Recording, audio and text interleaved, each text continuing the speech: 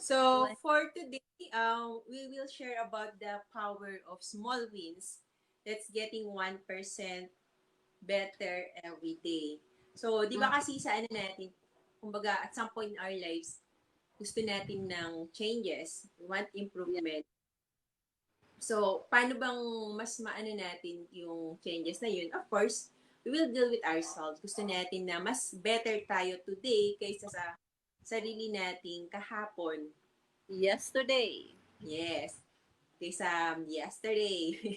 So, Mm, for example, sa akin, isang gusto kong ma-change is to lessen my carbohydrates. So, pwede ako mm-hmm. mag-vegan. Pero syempre, mas in-start muna natin gradually is to have this low carb diet. So, pag Okay, sinabi the easier way first. pero pag sinabi kasing diet, hindi yung hindi ka kakain na. Ibig lang sabihin, Yep, yung formula lang, instead na mas marami kang rice, papalitan mo siya ng fats. Kakain ka ng mga taba, yeah. good source of fats. So, yung iba naman is they want to pay their debts. Paying off their debts. And yung iba, for sure, desperate sila na makawala dun sa pag-waste nila ng oras nila sa social media. So, may nakaka-relate ba dito? Kasi di ba ano tayo ngayon Guilty, eh, guilty. I'm guilty of that. dahil nasa pandemic tayo ngayon, kung minsan di natin namamalayan, kakascroll natin sa Facebook or other social media platform, 4 hours na pala naubos natin. Wala pa tayong Yeah. nagawang productive talaga na magbibigay Mm-hmm. sa ating source of production. Income. So, yun. So, i-relate namin yung tungkol sa power of small wins. That is the idea of getting 1% every day through our coaches, yung story ng aming coaches, and of course, kay Teacher G about her student. So, My Teacher G, student. you like to share story of your student? So, ikaw muna mauna na magkwento. Okay, so we're talking about the power of small wins, right? Yeah. Mm-hmm. And getting that 1% daily is 1% daily. Meaning, Yes. we do things little by little. We don't do things in haste because sometimes haste becomes waste, right?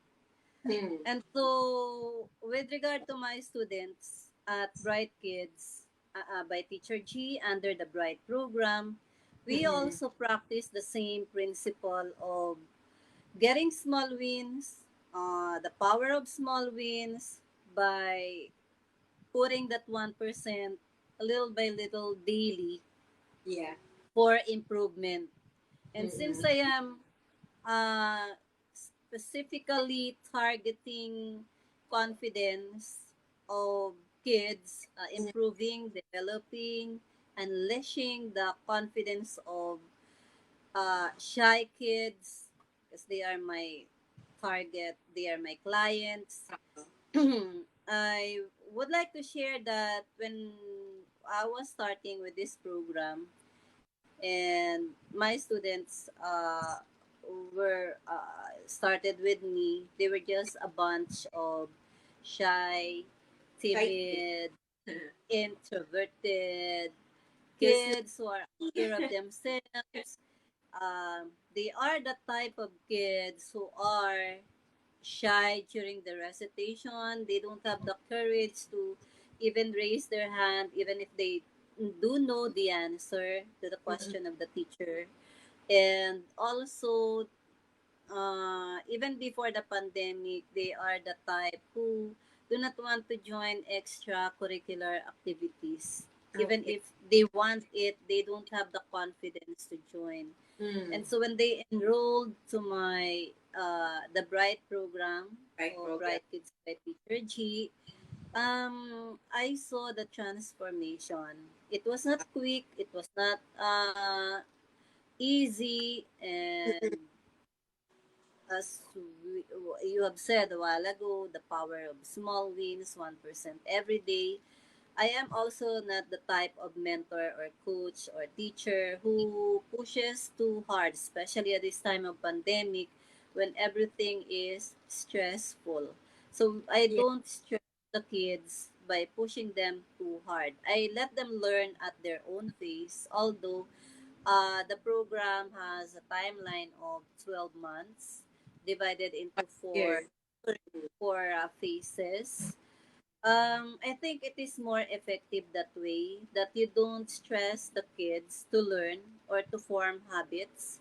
And so I am proud to say that after a few months of being together, I have already noticed a big difference in them.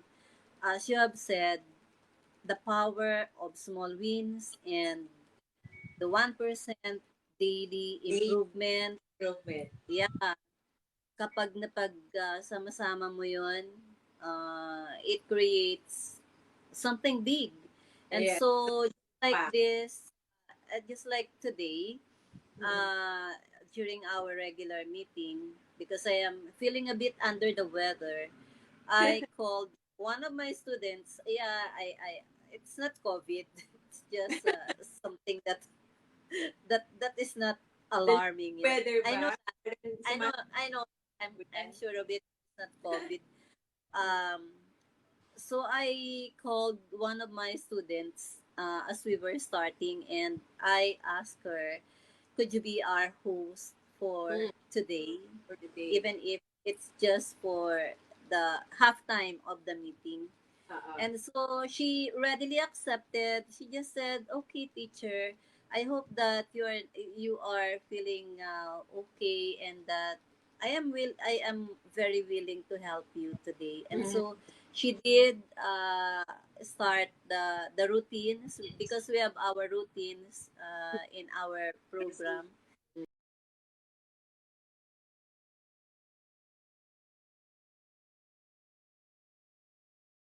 So she started with activity one, activity two, and I am really impressed with how she handles the class.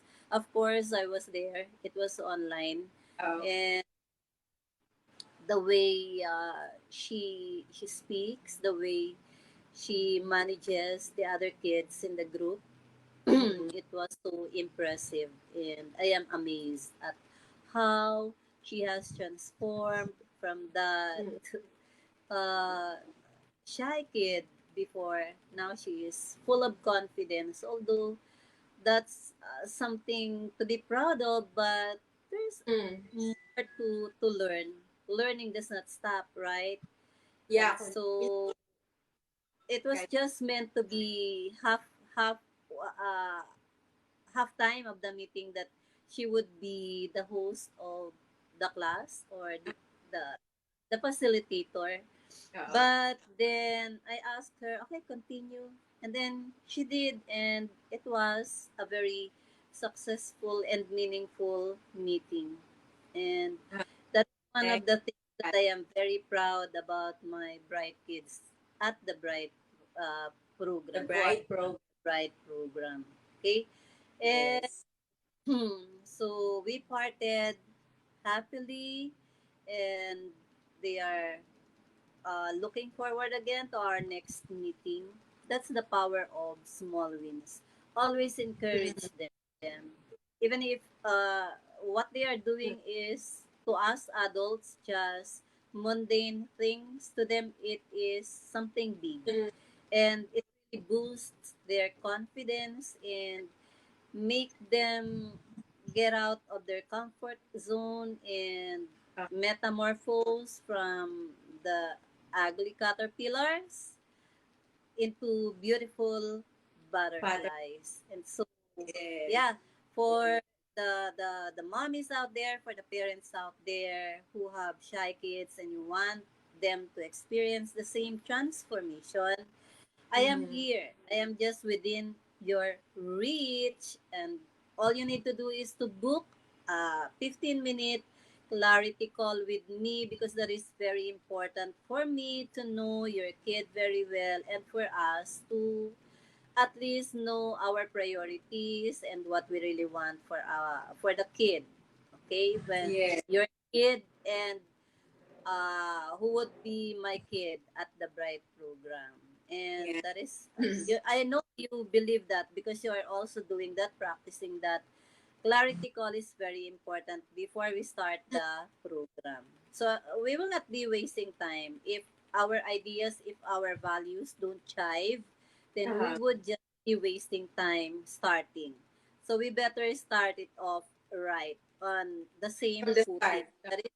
That that could be possible by having this clarity call with us, and that is free. And if you want to avail of that free clarity call with me, then reach me through my social media accounts, Facebook and Instagram, and here on TikTok, Bright Kids by Teacher G, under the Bright program. Okay? So, Nice. see you, parents. Okay. Now, this time, I would like to ask you, Coach V, to Yes. you, how is it manifesting in your course or in your program, the power of small wins and that 1% improvement daily? Okay, so with the power of small wins, so ang share ko naman is a case study from one of my coaches. Tago natin siya sa pangalang Marla. So, Marla. Marla, yes. Si Marla kasi is a perfectionist. And Uh-huh. one of yung gusto niyang ma-change sa kanyang life is, of course, paying off her debts. But the Of problem, yun nga, na-overwhelm siya pag iniisip niya tungkol sa mga utang niya. course, it is overwhelming. Overwhelming. So, Yeah. since we have this, it's a Journey to Money Freedom coaching session since nag-join siya sa aking program. So, Mm-hmm. despite yung feeling niya of overwhelmed and committed siya sa change na gusto niyang ma-improve yung kanyang life. So, Uh-huh. sa namin sa mga activities, tasks, and challenges, he Mm-hmm. was able to apply the 1% daily Improvement. improvement sa sarili All niya. right. So, yun nga, nasabi natin sa kanya na don't focus on being a perfectionist. Focus ka sa progress. Kumbaga, progression rather than perfection. Kasi nga, di ba, Okay. 1% daily na yan, kung Mm. tinuloy-tuloy mo, you're consistent with it, ilan yun? Uh, 365% in a year. So, that's yeah. of changes na Huge. A baba. huge change. Yes. It will create enormous change. Yung impact nun napakalakas. Parang nuclear bomb, di ba, pag sumabog. Mm-hmm. And Okay. hindi mo namamalayan na achieve mo pala yung goal mo.